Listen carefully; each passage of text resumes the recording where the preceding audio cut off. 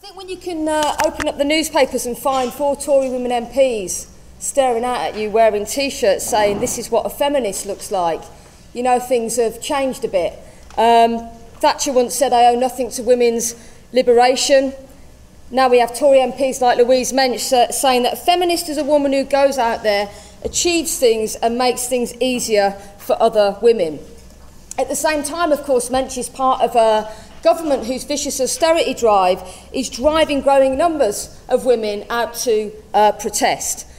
And this has kind of summoned up the kind of fears that you saw expressed by the establishment about the women's movement in the 60s and 70s. There was an article in the Daily Mail during the student protests in autumn 2010 which fearfully commented, thus for the first time in a protest filled with confrontation and hatred, young girls took centre stage. Now everything is up in the air.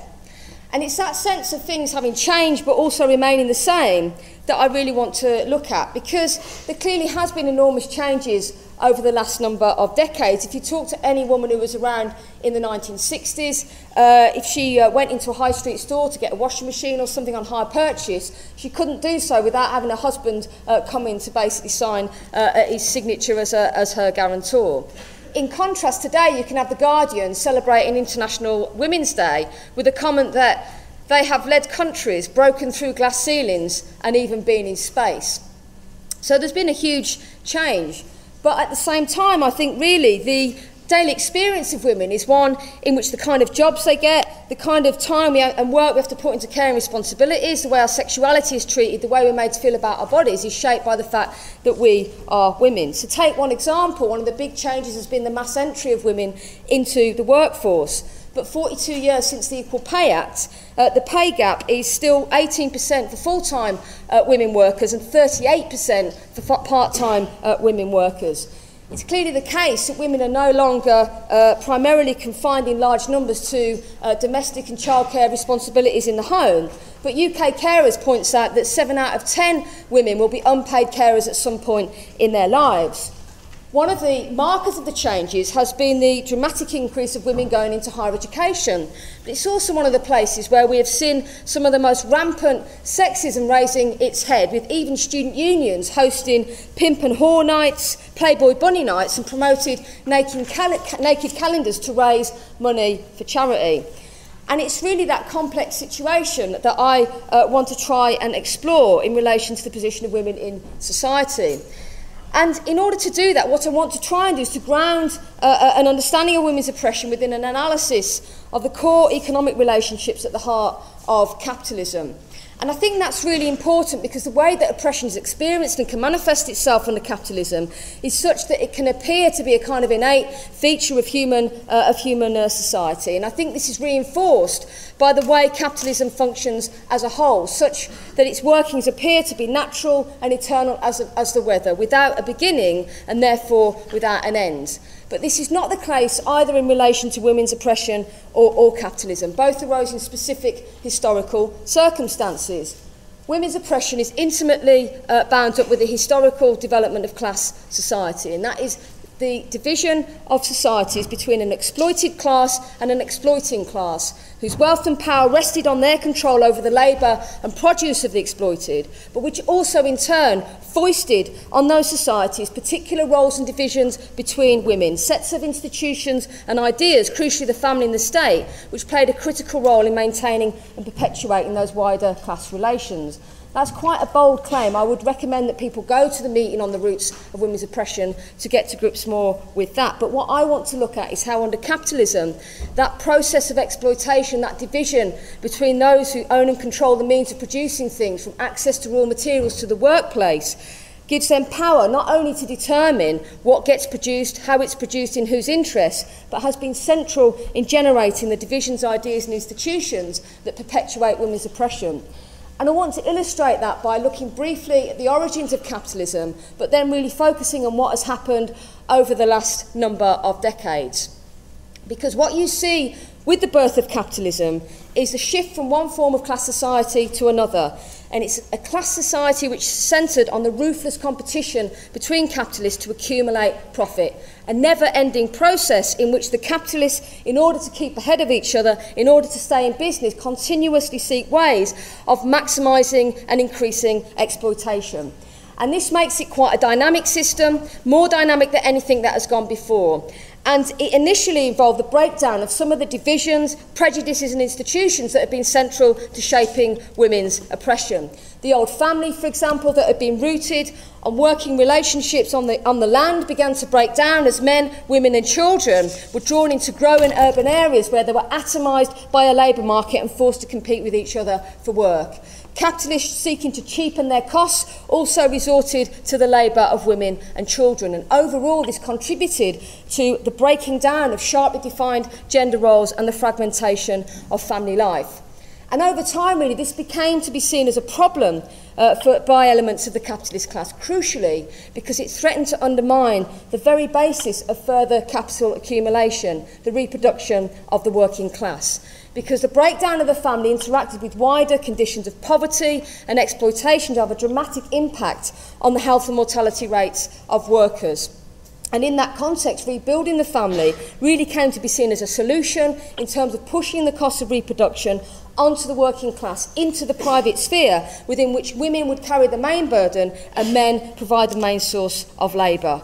It was also seen as a useful institution in terms of socialising and maintaining social control, because this is a period where you see the rise of new forms of resistance, the mass movement, the strike. You see socialists, women and radicals agitating not only against exploitation, but debating and discussing how they would create a society where women were free from oppression as well. So really reinforcing the family really comes to be seen as the most effective means of protecting the supply of labour power and structuring a wider set of divisions and relationships and ideas which are beneficial to the ruling class. And what you see then is a combination of bribes, of reforms, of repressive measures to really enforce a very narrow form of the family and to push women back in the home.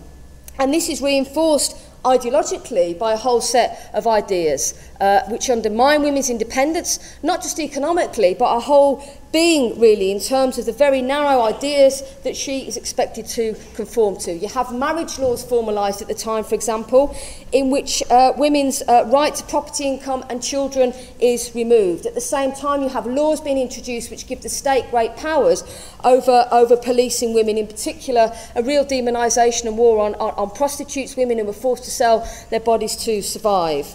I think it's important to point out, however, the family is not just some conspiracy that's imposed on people. For many workers, living conditions were extremely hard. There were not alternative sources of support, and therefore it also came to be seen as the best line of defence in an exploitative and insecure world.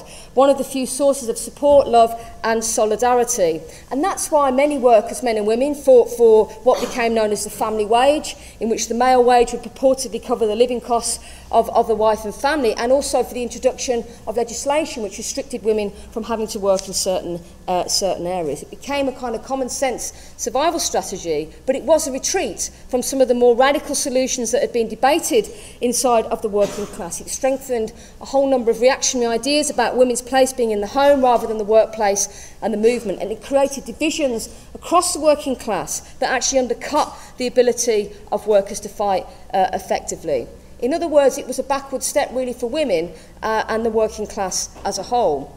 And what you see really is, for the majority of women who don't work, life revolving round a really hard tyranny of repeated pregnancy, continual child rearing. As late as 1900, you have half of married women having given birth to between 7 and 14 children. At the same time, the family wage was never really a reality. Lots of women had to go out to work. And it was also the case that for capital, women's labour was quite useful in terms of giving them a supply of low-wage labour and enabling them to use them in particular industries. As late as 1930, for example, 1 in 3 women work as domestic servants inside of London. What I'm trying to draw out here really is that from the beginning, really, in terms of the rise of capitalism, you see the central process of accumulation disrupting the fixed divisions and institutions that have been central to women's oppression. But that same logic being used as an impetus for a drive by the capitalist class to remould and reinforce those institutions and divisions to fit their interests. But it's also a contradictory process, and it's a process, I think, that is central if we are to understand the complex and contradictory situation in terms of women's lives today. Because really what you see is that process of competition for profit leads to a continual restructuring of capitalism, how things are produced, who makes up the workforce, and the terms on which labour has been reproduced. And this also generates clashes and struggles over precisely institutions and ideas that shape women's oppression, and it changes the terrain at different points on which women and men fight, how they feel able to fight, and what they fight for. So if you look at the second wave in the struggle for women's liberation in the 60s and 70s, this is shaped by a period of war, of economic boom, which had sucked huge numbers of women into the workforce, had opened up higher education, began to undermine really those traditional roles, began to change people's ideas and expectations. And this feeds into major social and political struggles of the day. In Britain, where the women's movement is very much linked with the working class movement, you have workers agitating over a whole series of demands, from 24-hour nursery care to the right to abortion to equal pay. And this is one of a range of struggles which assert women's right to control over her body and sexuality, which challenge sexism, and which involve far-reaching debates about the causes of women's oppression, in which capitalism and the family as institutions came under scrutiny. And they were part of a fabric of a wider resistance raging across the world at the time. The mass anti-war movement in America, the mass strike waves in Europe, which began to weaken and shake all the institutions, the prejudices and the divisions on which capitalism relies.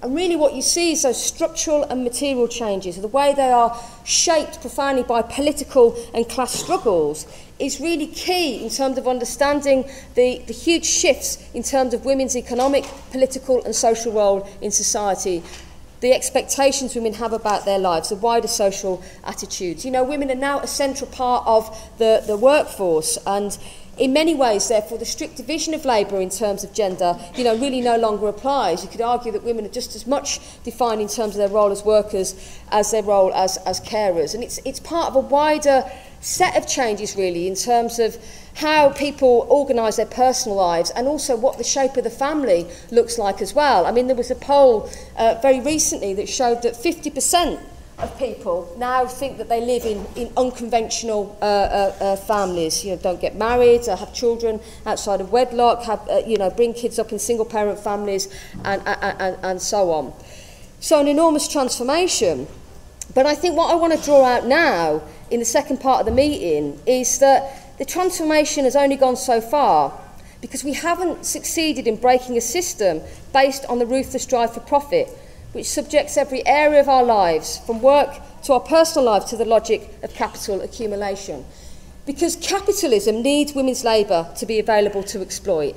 And there's a sense in which some of the material gains that have taken place mean that actually, childbirth, rearing, domestic work is far less demanding than it was at the turn of the century. It's not really so profitable for the capitalists to have women devoting the majority of their time in the home. But really, at the same time, the capitalist class as a whole is not prepared to put the investment in that would be required to socialise the servicing roles that centre on the daily and generational reproduction of labour. And this isn't only because it would require a fundamental reorganisation of society's resources away from private profit towards social provision, but it's also because capitalism itself is crisis-prone, it's subject to long-term pressures on profits, and these are crises and pressures which the ruling class continually seek to resolve at our expense, leading to sharp attacks on gains at particular points in time. If you think about the establishment of the welfare state and the kind of post-Second World War welfare consensus, for example, this represented a response to struggles from below, but also a recognition by sections of capital that concessions could be beneficial to them as well, in terms of contributing to that need for a fit, healthy and educated workforce at a time of economic boom. But what we've seen really in the neoliberal decades is attempts by the state, by employers, to really deal with declining profit rates following an economic crisis in the 1970s, both in terms of attacking conditions and pay and hours in the workplace, but also attempting to claw back some of the resources that have been put into the public provision of services. And this has led to real attacks on the social provision, and it has led to a real increase of burdens on working class families that have hit working class women particularly hard. Because if you look at the huge influx numbers of women going into the workforce, in no way has it been matched by an increase of resources in terms of affordable childcare. You know, the vast majority of working families rely primarily on informal childcare in order to get by while they work. UK carers suggest that 93% of the costs of bringing up children are borne by families, and that £6 billion is saved every year in unpaid K work, looking after the elderly and the ill. There are, for example, double the number of elderly who need care living with their children compared to residential homes. And so I think what you've seen really is the entry of women into the workforce experiencing very sharply that double burden in the workplace and the home. But also, I think it's been accompanied by a real ideological pressure on working class people in general, and women in particular, to really pick up the slack where social provision is coming under attack. And so you've really seen a vicious ideological attack on the notion that benefits and state support are something that we can be entitled to, a real blame culture which has sought to displace a whole host of social problems, unemployment and so on, onto supposedly dysfunctional behaviour or a culture of failing families and failing parents. And you've seen a whole number of moral panics around these questions, in which certain women have been really demonised for failing to be the hard-working and good mothers that they should be. I don't know if people remember the Tory MP in 2008 who called for the sterilisation of women who bred without getting jobs. This is what he had to say. There is a strong case for compulsory sterilisation of all those who have had a second child or third while being on state benefits. We must tackle these professional spongers who breed for greed. And we've kind of seen this stuff rearing its head again, really, in terms of, you know, if you can't get a job, if you can't juggle childcare and work, then basically it's not the government's problem, it's your problem, it's your culture of dependency, you're to blame. And I think that here we have a real example of how governments have really retuned their rhetoric. They've also reorganised the welfare state from a presumption that women would primarily be in the home to one in which it is expected that women be in the workplace. But this is in a way being structured to women's disadvantage. Now, I think that there's a sense in which, you know, there has been limits over the last number of decades to what the ruling class has been able to claw back, actually. But I think that the current austerity drive really does threaten to break up the welfare state and public sector in a much more decisive way. And it's clear it is one that will be a massive retrograde step for working class women, who are much more likely to work in the public sector and use its services. The TUC did a briefing on the gender impact of the cuts and suggests that of the 710,000 public sector jobs being slashed, 65% will be women's jobs, and of the 18 billion cuts in benefits, 11 billion will hit women. And their conclusion was, quote, "It is highly likely that the big society will in fact mean increasing numbers of women working as unpaid volunteers and carers." The point about this is this brings home very sharply the way in which that wider social and economic organisation of society, the drive for profit, the tendency to crisis, continues to profoundly shape how people organise their personal and family lives, the position and pressures it places on women inside of society. And it's a fundamental factor shaping the endurance of inequalities in the workplace as well. As I said at the beginning, it is remarkable when you think of the scale of the gap in terms of unequal pay, 42 years since the Equal Pay Act.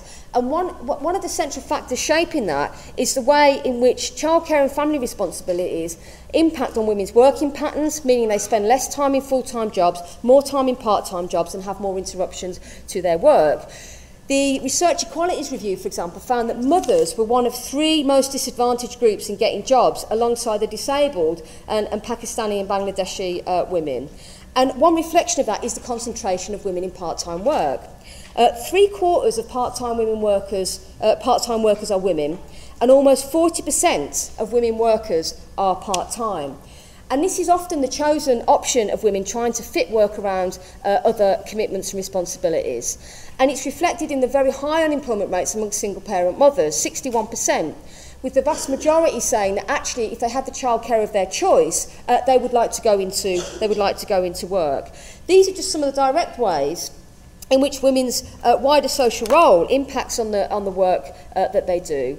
But it also impacts how women are positioned inside of the workforce as well.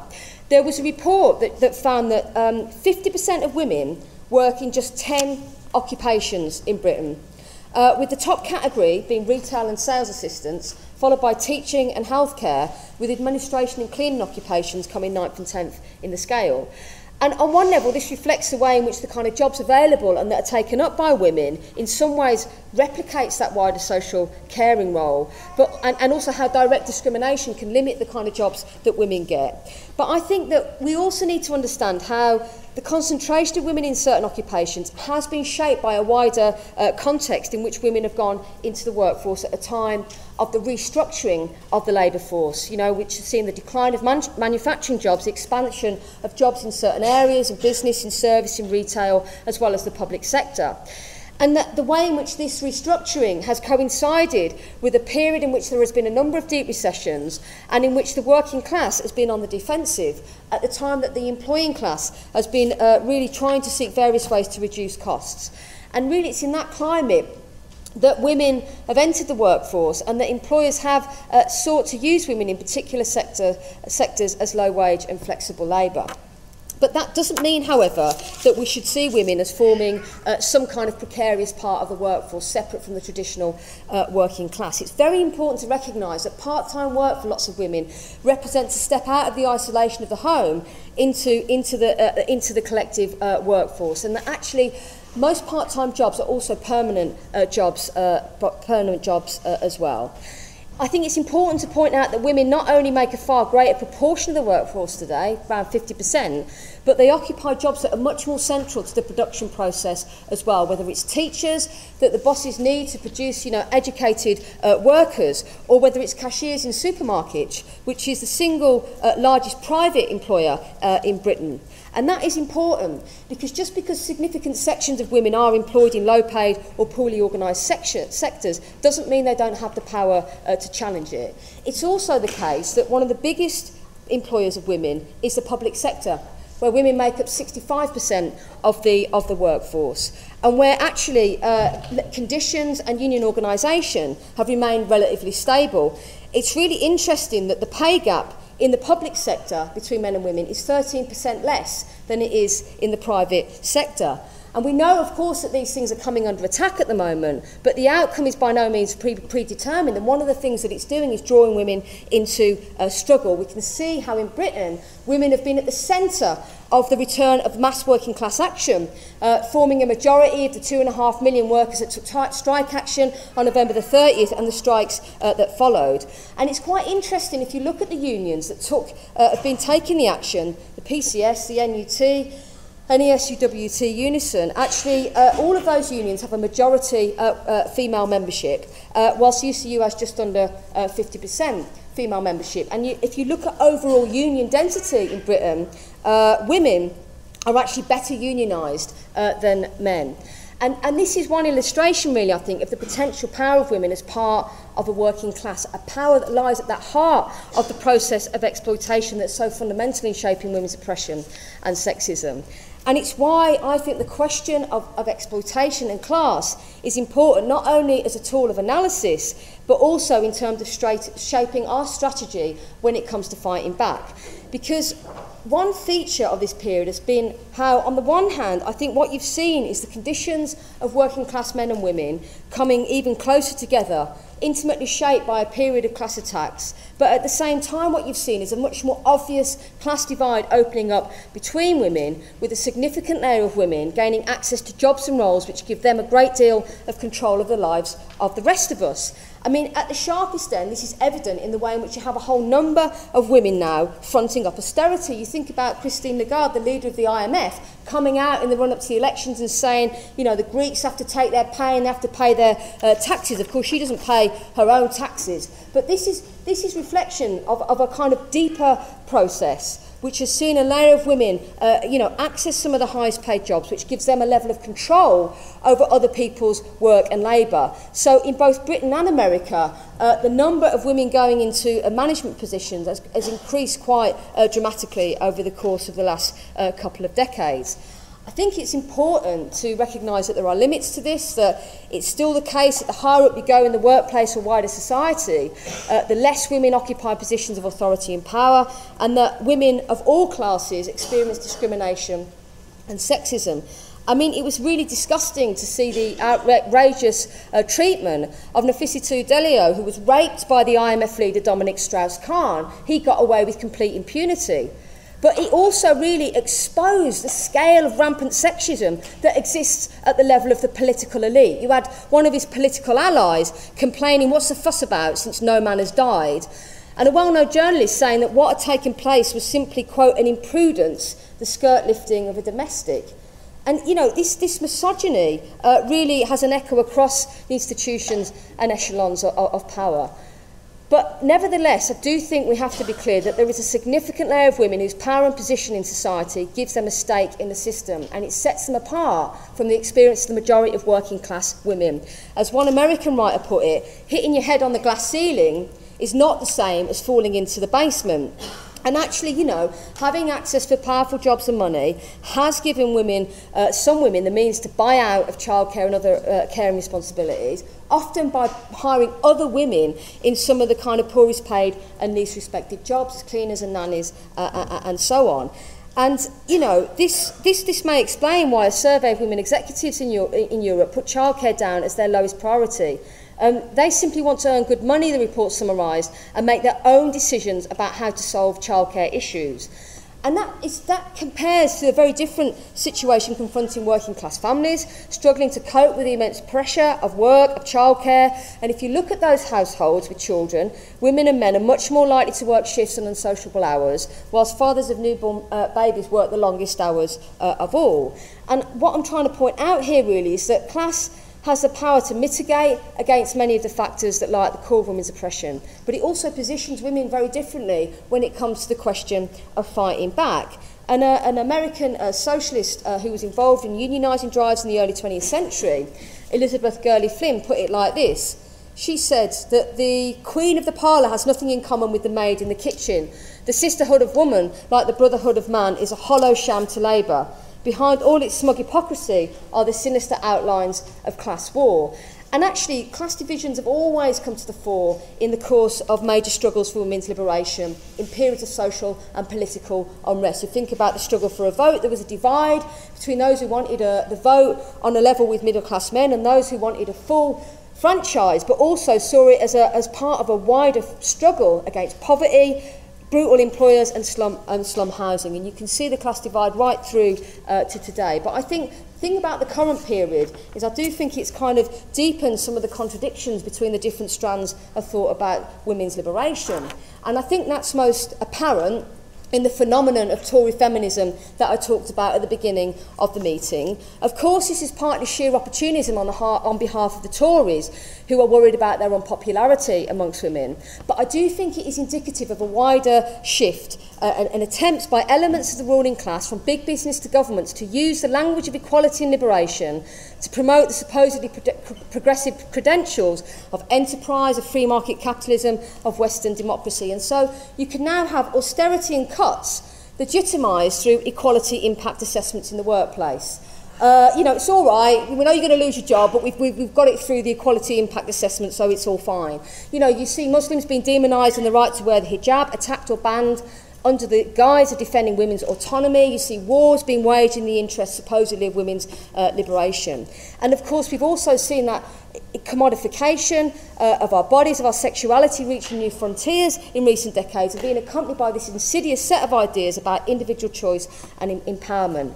And I think what this really underlines is the limits of the ability of capitalism to really the limits of our ability to, within the parameters of capitalism, to win a liberation or equality that is meaningful, but also the adaptability of capitalism and the way in which its ability to survive is partly predicated on its ability to respond to struggle by actually imposing new settlements that maybe concede certain things, but overall remain beneficial to them.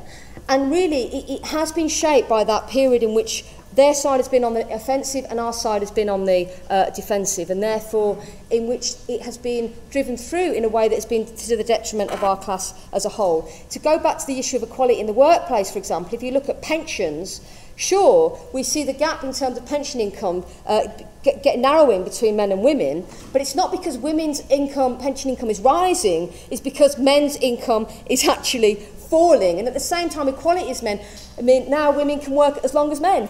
And, you know, if we're lucky enough, then we can all get to work till we're over 70, you know, a little bit down the road. And I think that it's these economic attacks that have been part of enabling the institutions at the top of the society, in a sense, to seize the political agenda around issues of equality and to have a level of dominance over them ideologically. Because at different points in history, if you like, the power of collective struggle from below has punctured through at every level of society, including the institutions, in terms of governments and so on. I don't know if people saw Made in Dagenham, you know, about the Ford's workers, women workers who led the fight for equal pay, and so on. A fantastic example of how, in the end, the government are forced to host them, invite them into Downing Street for cups of tea. You know, their collective power and struggle puncturing itself through into the institutions at the top of society. But I think it's in the absence of those kind of battles, there's a sense in which the initiative has shifted towards the levers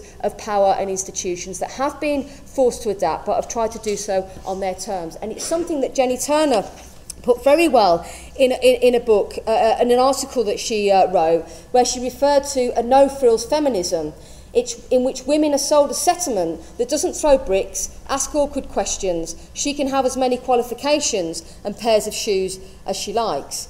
Now, I think the thing is, on the subject of throwing bricks, that really the current crisis is actually throwing that settlement up into the air, because in general terms what we're seeing is the ruling class trying to use this crisis to reassert neoliberalism ideologically and to achieve in their assaults the kind of attacks that they haven't actually got away with in the last few decades. And what you're seeing therefore is the sinister lines of class war coming to the fore, a generalised class assault which also threatens to drag back our living conditions, in which some of the precious gains and advances that women have made can be dragged back with it. But at the same time, that crisis is generating struggles that we haven't seen for a generation, and it's throwing up for many people a series of questions about the nature and shape of the society in which we live. And there's many ways in which the kind of shape of the resistance itself actually bears the character of some of the fruits of what we've won through previous struggles. You know, the kind of the centrality of women in the strikes and on the picket lines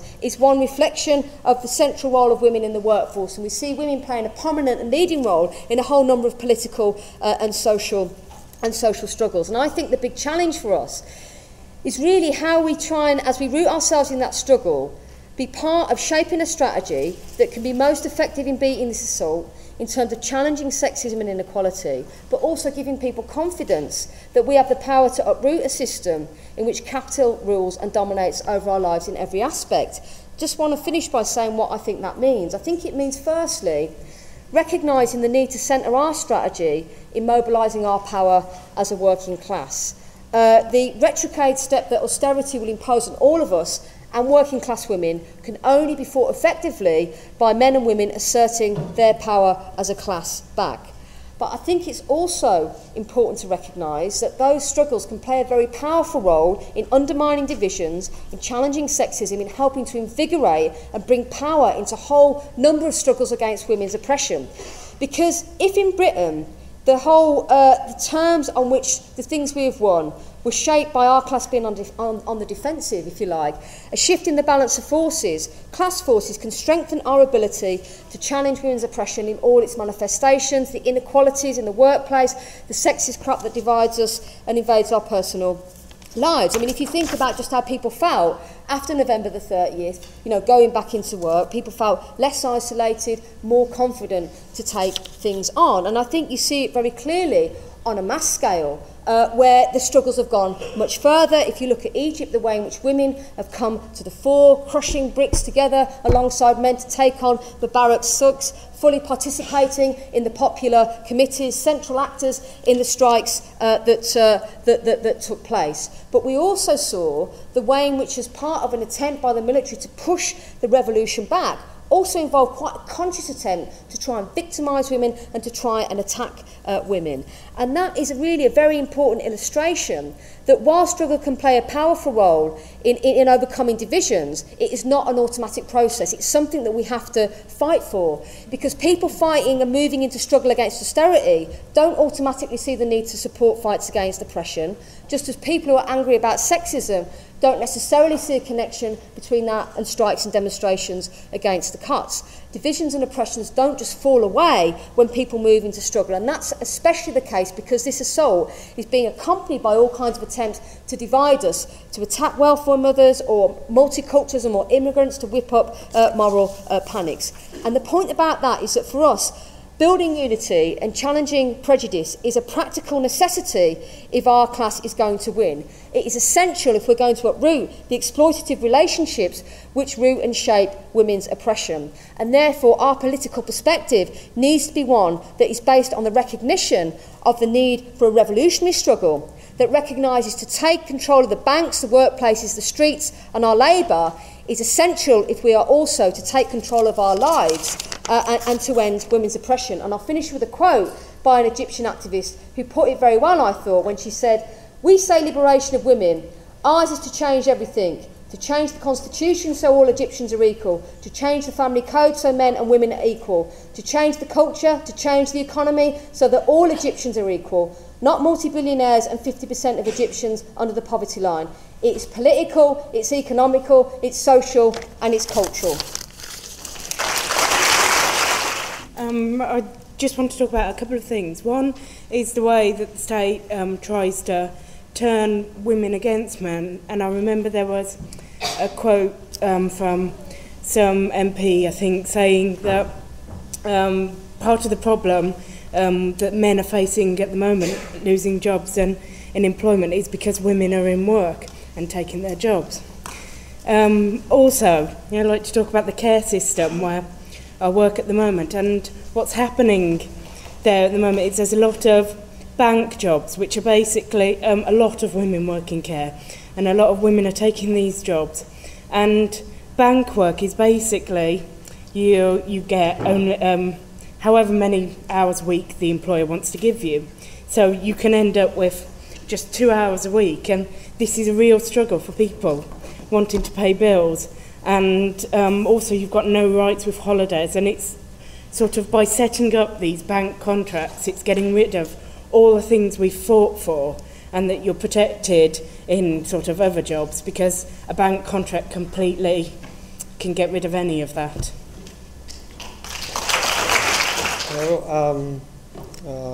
I just want to point about the capitalism crisis. Happens that every capitalist thinks in his own factory, so he thinks that so every employer thinks that every employee wants to have less workers and more exploited. So in general terms, they support parties as the Tories that they are achieving policies that for every capitalist is useful, but for the general economy it's stupid, because they, with their cuts and with their privatizations, they are getting worse the living conditions of the working class, and it affects every working class sector that is that have worse conditions. So the immigrants and the women are more affected than the working class men, right? So that happens that in the current crisis, the capitalism is cutting more the salaries and wages of the women than the white men. So it is affecting. It is dividing the working class. So, and I want to point out that at the same time it's growing the speech of sexism. We are seeing a new sexism, and often these ideas are based on very stupid things, such as the women have are less stronger than men, and as Marxists, we must destroy this idea, because in every great revolution of the history, women have been in the street fighting next to the men. So in the last example, we can see how in Egypt, the women of the Maghalas factory have started a very big strike that leads all the working class, including men, and that in a very sexist society has united all the fights. And I want to comment also that in the Tahrir place, when the men told to the women that they should go home, but the women stay and fight with the Mubarak's mercenaries, and this kind of things is what unite the working class in fights. And we must, And last thing, even in the left we can see sexist attitudes. Not also the Stalinist, even in other sectors we can see sexist attitudes, so we must destroy them. That's all. Thanks. I'm Liz Kitching from Leeds, and I wondered if it would be helpful to tell you about a little struggle back right at the beginning of the cuts, and covering democracy, women, and quite a lot actually. So I'll try and tell you the story. Right at the beginning of the cuts, my daughter had a new baby and had started to use a creche at the local authority, you know, where you've got the swimming pool and the gym and so on. And within no time at all of starting to use the gym, they were informed that the creche was closing under the cuts. Now, this creche at the local leisure centre employed 2 qualified childcare workers, obviously, I think on something like £12 an hour. And I'll try and be quick. So anyway, my daughter comes home and she goes, "God, they're shutting the creche already." And this was right at the beginning. This was autumn 2010, right at the beginning of the idea of austerity. And she said, "What shall I do?" And I said, "Well, you'll have to get together and fight it." And this was a real exercise. This was it was an education in local democracy, actually, because first of all, the women had to find out which councillors were involved, and you couldn't find out for love nor money. So we started doing a little bit of investigating, and we found out the scrutiny committee that had decided to shut this service, and the councillor that was responsible. And the creche was due to shut a week on Friday, which was a week on Friday. This was a Thursday. So we started to find out, and they had I said, get the women together, have a meeting, find out who's responsible, see what the creche workers think, and so on. Long story short, we found out which councillor was involved. My daughter started politely emailing, politely saying, "Why are you closing? You know, this is a well-used service, we pay for it, what's the problem?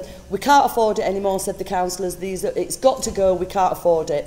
Right, so I said, "Well, you'll have to talk about either occupying the space, you know, together, get yourselves together," because I wasn't involved, so I was only assisting my daughter in how to fight back. So considering that the creche was due to close a week on Friday, the following Tuesday we found out which scrutiny committee was sitting at the Civic Hall to make this decision. And they sort of half-heartedly let us know that this scrutiny committee was going on, and you can come along if you wish. So I said, right, we all go, all the babies, all the toddlers, all the women, anybody, we all go down to the local authority, to the committee room, and they were not expecting us. This is absolutely, they were not expecting us whatsoever, and we all went in there. We had buggies and toddlers and dodies and crying and bottles of milk. It was really, you know, it was really, really good to see. Anyhow, so we're at this scrutiny committee. We sat politely and we waited and waited while they, all men by the way, the vast majority of them Labour councillors, sitting around at this committee deciding that we can no longer have this creche service at the local leisure centre. So eventually my daughter spoke up and said, "Listen, we've been here over an hour and you've talked about everything but nothing about this service that's going to close." So he said, "Oh, well, we'll come to that, And they stuck it under any other business right at the end, and said, "Right, well, we'll reconvene here in a month and we'll talk about it again." Now, my daughter, I'm very proud of her, she said, "But it closes a week on Friday." So how can we reconvene here in a month when it'll all be over and there'll be no creche and these 2 workers will have lost their jobs? And with that, they sort of got astonished and they just did not know what to say to us. So I got up and I made a little bit of a rant, you know, about austerity, women, the cuts, democracy and so on. And so and they backed down right there and then in that meeting and said, oh, okay, we won't close it just now, but we'll think about it. So the next thing is my daughter became the spokesperson. She gets invited to meetings on her own. And I said, never go on your own. They just want to isolate you. You know, they just want to make it about you. So we chatted back and forth, this and that. We threatened to occupy the space until they gave us a decision. The next thing is my daughter received an email asking her to come to... Oh, sorry, they asked her to go to the Civic Hall to a really big meeting where they were discussing shutting the market in Leeds and various other things. And just slipped it in at the end and said, oh yes, the creche will remain open. This was in autumn 2010. This was in autumn 2010. That creche is still open. Hello, I'm Nathan from Leeds as well. I want to thank Hanah, it was amazing. And Leeds as well, and the comrade as well, who talked before. I just need some help really understanding this. You mentioned it's going to be a few numbers. Right, I'll start with 50% of women facilitate, is it 10 occupations?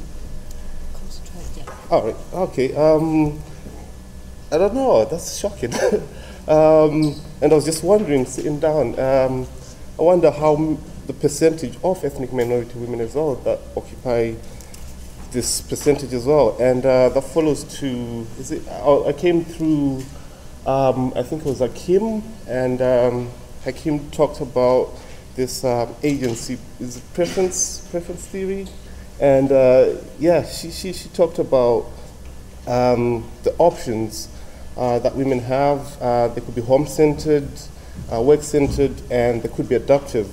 And respectively, there's up to 20% that are home-centered, 20% are work-centered, and about 60% are adaptive. And which means that, yeah, 60%, you know, change within being in the home and work. And then you mentioned another statistic as well, which said, is it 3/4 are in part-time work? Which made it even more interesting, just a few numbers here. So, yeah, it's I don't know, it's interesting. Is it making sense so far? A few numbers that I'm going through, yeah. And yeah, this transformation, is it, are we seeing it because of the transformation in the service sector? Is it going to continue, or what is this? What do these numbers mean? What's going on with these numbers? That's a question. I just wanted to make a particular point on commercialisation, which was being brought up towards the end. As we know, before we became a consumer society, when we were a productive society, the division of labour was dependent on women being in the home and men being in the factories, so blue-collar workers. What Hanah was saying about the contradictions of capitalism was towards the end of the 20th century, when we shifted all of the industrial jobs out of Britain particularly and into third world, we had a situation where the traditional patriarchal model of the man, well, the macho man, disappeared. It was no longer there. And we saw the emergence of a consumer culture. And to pick up on the importance of patriarchal capitalism or patriarcho-capitalism, the importance of maintaining the class division for the benefit of profit, was as both men and women their bodies became more commercialised, it remained important for profit to keep this division of gender. And the way this was done particularly by the media, with media stereotypes today, is to maintain patriarchal capitalism by creating models of men that are probably seen as still given agency, they're seen as potent, whereas women are construed in the media particularly as more passive people. So they're still denied some kind of agency as they were in pre-consumer society. I think it's something to be particularly wary of when we're analysing these things, is how patriarchal capitalism has maintained itself, how capitalism has managed to do this for profit, because, as you know, when we became a more consumer culture, profit was no longer being taken from industrial jobs, but from our roles as consumers. So men had to start consuming products, beauty products and stuff, which was something we didn't usually used to see, but now it's become important. They're taking on a different role. There's someone called Bourdieu who talks about the negative coefficient, where despite engaging in the same practice, women are still seen negatively, despite the fact that they're essentially men and women are doing the same thing. They're both being consumers, both using commercial products, all sorts of things, hair products, and yet women are still seen in the light of the negative coefficient. Thank you. I wanted to mention something about ideology and neoliberalism, because I think when Marx talks about ideology, he's not talking about ideas, and people often use the phrase ideological to mean just ideas. Actually, what he's talking about is how ruling class ideas justify the status quo, and ideas can be extremely dynamic. And I think when you look at the way that sexism has been transformed in the past 30, 40, 50 years, you can see how dynamic those ideas are. And for Marx, the superstructure in society isn't just a thing that, it isn't the thing that freezes the economic base. He doesn't talk about it like that. He says, actually, the superstructure is the terrain on which political debates are fought out. And that means that actually ruling class ideas can be really dynamic and can change depending on the way in which they need to justify the way in which we're exploited. And I think if you look at the ideas that are at the heart of neoliberalism, if you asked a neoliberal economist to explain neoliberalism, they would say, well, it's all about freedom and it's all about choice. Those are the same things that are at the heart of raunch culture. And so you see neoliberalism has co-opted these ideas, the kind of the language of feminism, and sold it off as raunch culture. And if you look at the best-selling book at the moment, this is the biggest-selling paperback book of all time, surpassing Harry Potter, is this book called 50 Shades of Grey, a book about a virgin woman who meets a man who introduces her to bondage and is a kind of cheap form of erotica. Apparently, it's not very well written, but this is the biggest-selling book of all, the biggest-selling paperback of all time now, and by recognising the desire of women to be more sexually open, to experiment more in sex. Actually, what capitalism does is twist it back and warp it back and sell it in a sexist, misogynist way. There's even a big debate about, I don't know what I think about this, but about the Stieg Larsson books and about the girl with the dragon tattoo. I actually think the way women are portrayed in that is fascinating, because they can be portrayed as quite a positive role model. On the other hand, there's the element, she's still, the main character is still portrayed as quite, as a bit mad, not always rational. And there's a big debate about that. So I think it's not straightforward that in a time of crisis, women will always turn to revolutionary Marxism. That is not where they see positive or sexually open role models in society. Someone said in a discussion yesterday, we've spent the whole year saying we're the 99%. Actually, we're not. We are the 0.01% a lot of the time.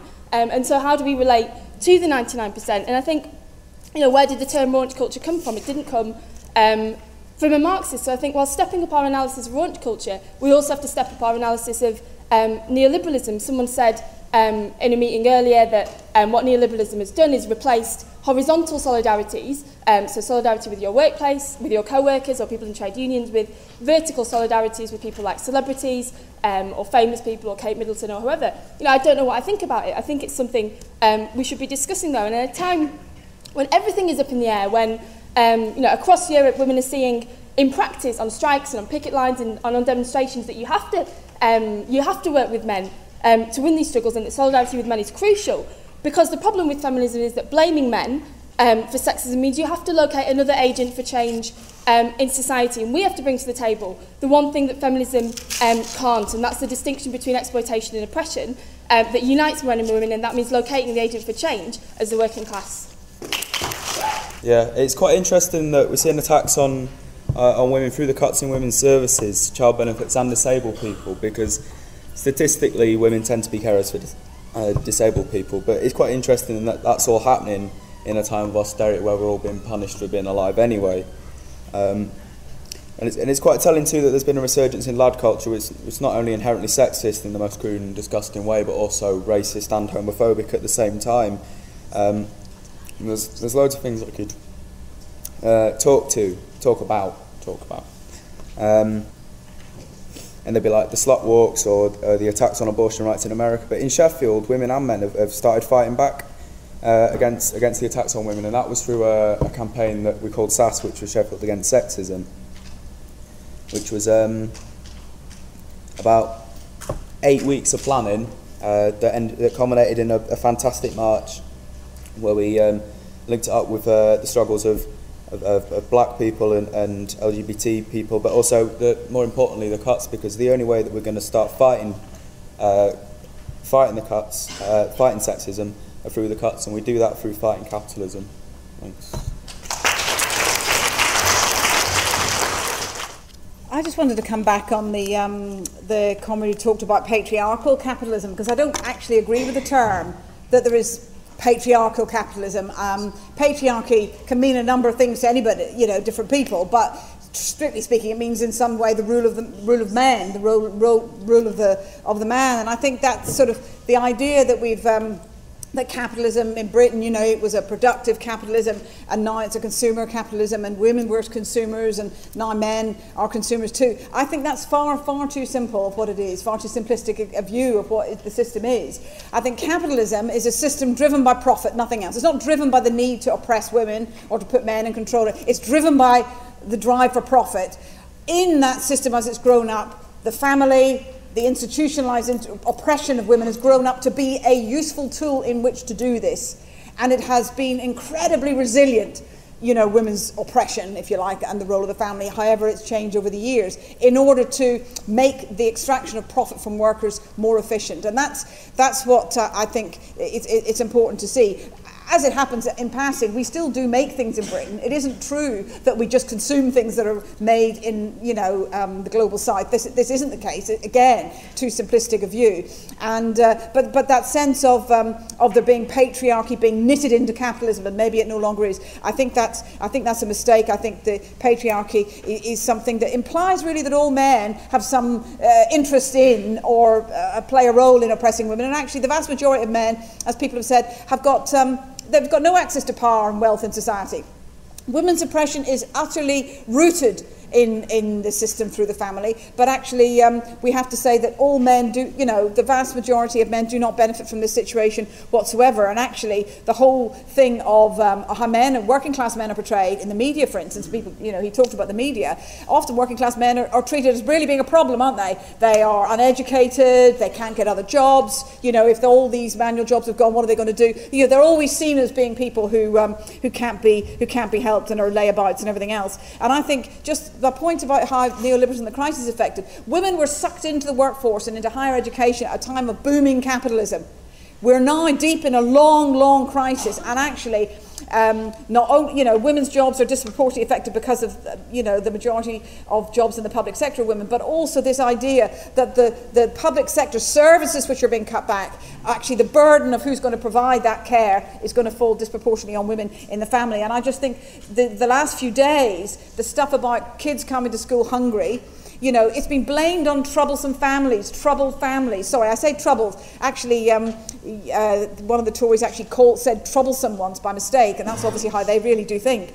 But troubled families, not about poverty, unemployment and inequality, but blaming families even for the fact they can't feed their children. So I think we're going to see a lot more of that, the idea that the state and the Tories have got to tell families how to live, because really for them, the family is this cog through which they can not only facilitate everybody being brought up for free and disciplining the family and everything else, but actually the idea of putting in their ideology of how we should all fulfill to be little pawns in their game, if you like. And I think we're going to see a lot more of that, when actually we should be saying the real causes are the crisis, are inequality in the system. That's O'Reilly from the Irish Socialist Workers' Party. I just want to say that for Irish women, whether they're employed or unemployed or even homeless, to be honest with you, life is crap. But single parents, mothers and fathers have set up a group called Spark, and I've put a lot of pressure on the government, in particular the Labour Party ministers and the one female minister, Frances Fitzgerald, of what we call the right-wing Tory Fine Gael government. I just want to give a couple of stories that I know for female workers. I used to be in the Independent Workers' Union in Ireland, and what was facing women in the workforce was when they were on celebrating the birthdays of their children, their family members, or their friends of their friends, and they're under pressure of work. They were getting texts because they were coming into us telling us that they were getting obscene texts from their bosses saying that if you don't meet this deadline on the actual day of, like, say, their son or daughter celebrating their 5th or 6th birthday, getting this text deliberately because they knew that this was coming in, that if you don't meet this deadline, you're going to be out of a job. And also, one of our members had to wait 2 years to get justice. I mean, like, in Ireland, a boss can, like, sack you with a stroke of a pen, and a fucking government minister can pass an obscene law like that. It's disgrace that it takes 2 years for a worker, whether it be a man or a woman, to get justice. And I'd just like to ask Hanah, is there a way that another kind of campaign or mechanism can be brought in to speed up justice for workers? Thank you.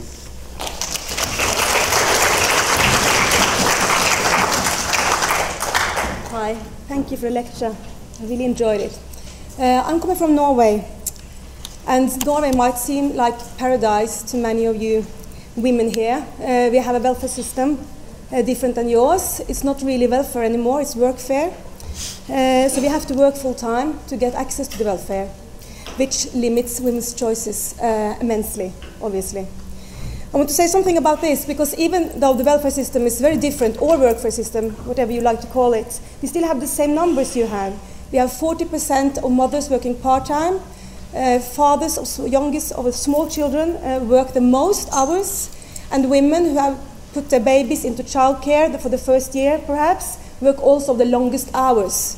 They have been home for a year or so, they go back to work, they need to prove themselves. That's the theory from the scientists, and they work longer hours.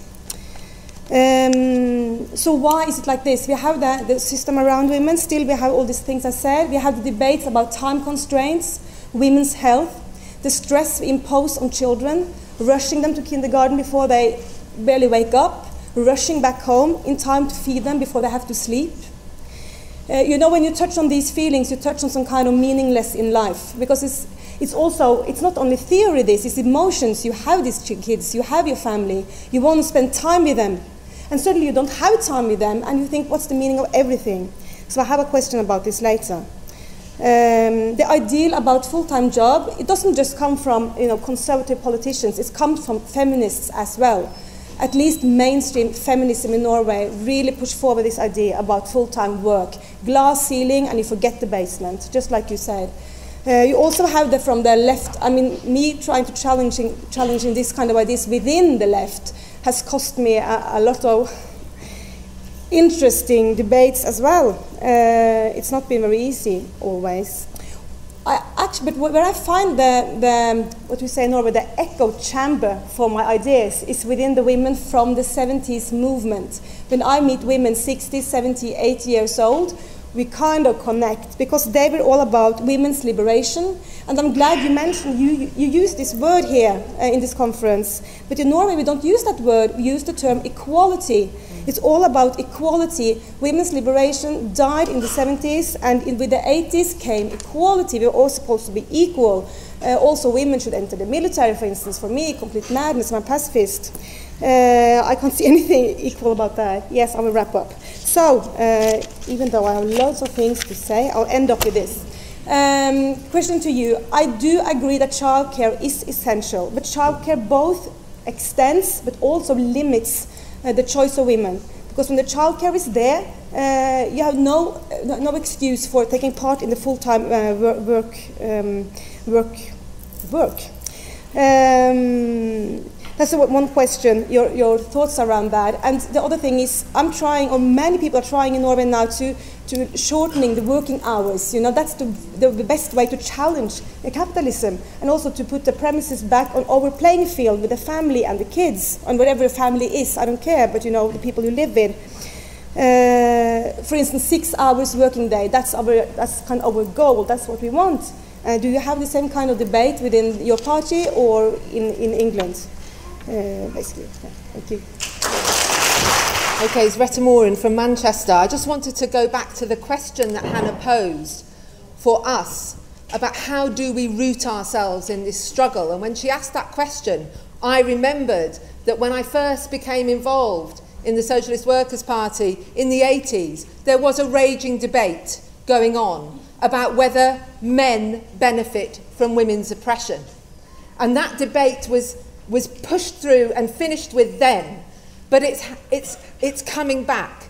And it's coming back in a way that is very much to do with our command and our capacity to be absolutely unapologetic and absolutely strong in our conviction that at a fundamental level, men do not benefit from women's oppression.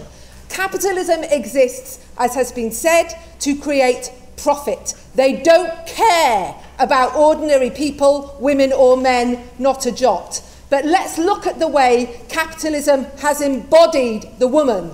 Look at the women who are leading the anti-austerity drive.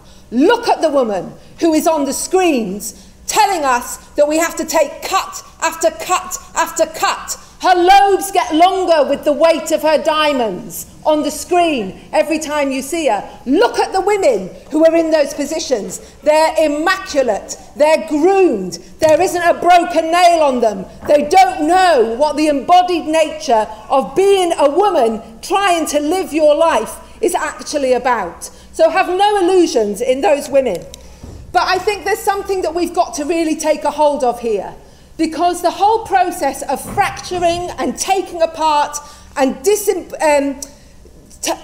collapsing any sort of collective struggle, the other side of that is what it's doing in terms of raising the internalisation of oppression is coming back again. And if there's anybody in the room who knows the source on this, I'd be glad. I just saw it on a screen 2 days ago. I haven't had a chance to look.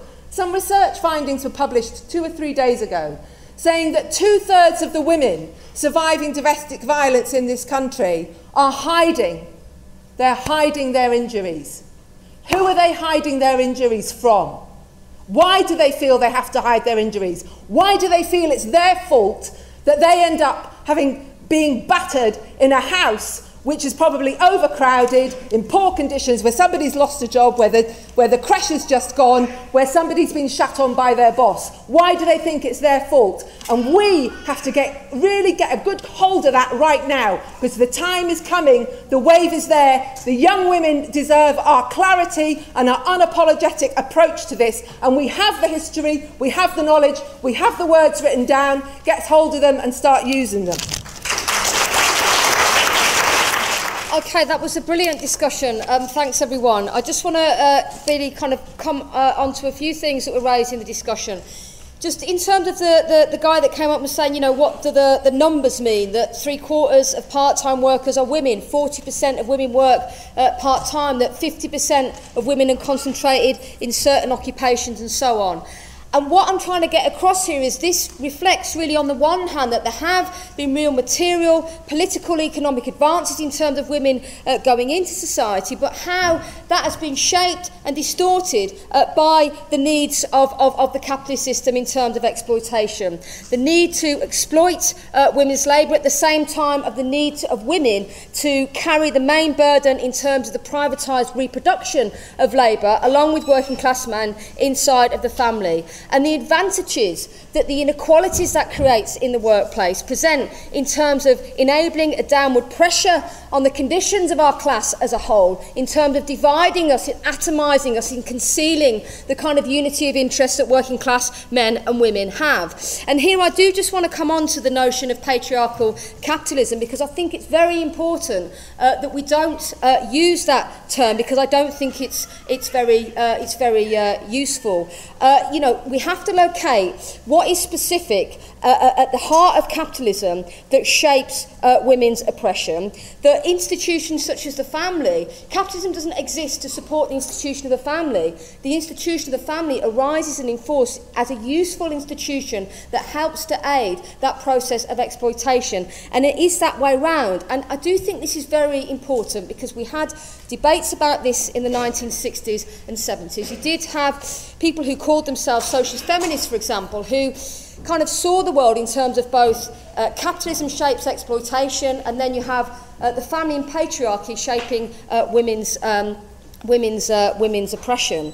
And the problem with it is you got into this idea that on the one hand there was this economic set of relationships shaped by capitalism, on the other hand you essentially have the rule of men by women that wasn't really, couldn't really be explained. And the two lead to very, very different conclusions. Because if the problem is the patriarchal rule of men, then men are the enemy when it comes to fighting women's oppression. But if the fundamental problem is an exploitative class system, then women have every interest, and men have every interest, working class men and women, in uniting together to overthrow the class system that reigns over their lives. And, you know, just a very simple example in terms of how the divisions between men and women can be used to drive through things that are to the detriment of both. And I think this is very, very important, because people don't necessarily automatically recognise their common interests, but it's something that we have to bring out as socialists. If you look at the whole fight over equal pay, one of the things that's happened in local government, in councils right across the country over the last number of years, is there was a fight for women to be given equal pay for work of equal value. The problem with it was that none of the councils were given any extra money for this, or created any extra budget for this. And so what you had was a situation where workers were regraded. Some women got a little bit more, but essentially you had largely manual workers being pitched against women workers, with this notion, for example, that refuse workers were somehow privileged and taking money off mainly women care workers. And, you know, there was no question that the chief executives of the councils or whatever would be taking a cut from their pay. So, in other words, it was used to drive down the wages and conditions of both in a very, very decisive way.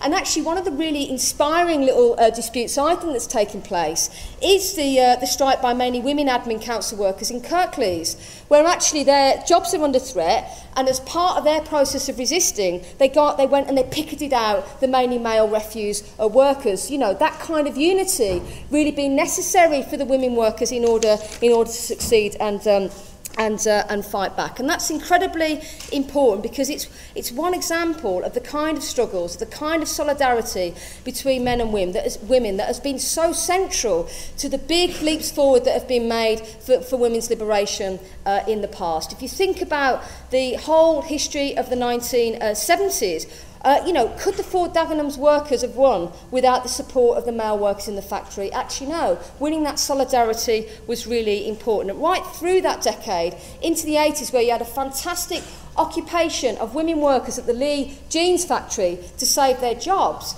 how did they manage to sustain their occupation for 7 months and win out? Because they won solidarity from the ship workers, from other largely male workers that worked in that area, that threatened to strike in support of them, that organised a strike fund, that raised money for them, and defended their fight. So our class, if we're going to win, absolutely needs that solidarity. But just to finish off, I think the question about that the woman said about what are we fighting to achieve, and then it's good to hear the word liberation in this room, and I think that's absolutely right, because if you go back to the quote by the Egyptian activist, really, where she talks about 50% of people being below the poverty line, well, what kind of equality is that for working class women? You know, the equal right to be poor, the equal right to be poorly paid, the equal right to be in a shit job. And that's why we have to centre our struggle on the fight for liberation. And I think that one of the very exciting things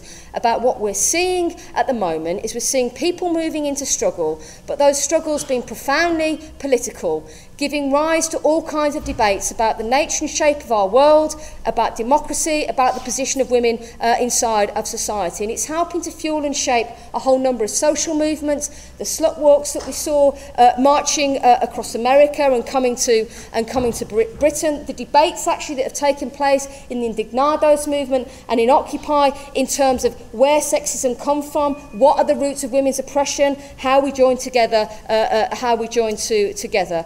And I think that really in that context, we have to be very, very confident about the revolutionary tradition, because it's absolutely right, just as we saw in the 60s and 70s, as people move into battle, as people begin to bring under scrutiny sexism, the family, the whole nature of institutions, of prejudices in our society, people will debate different ideas in terms of the roots and the origins and the kind of strategy that we're going to need to fight. And I think it's a very, very important moment for us to assert a class strategy in terms of how we respond, but also in terms of having a vision that really we can only get rid of oppression by uprooting it at its core, at its root, and that means challenging exploitation. And I just want to finish really by saying I think that means that partly we have to take the inspiration of the revolutionary movements of the past. If you think about the Russian Revolution in 1917, sparked, you know, on the day by riots by women on the International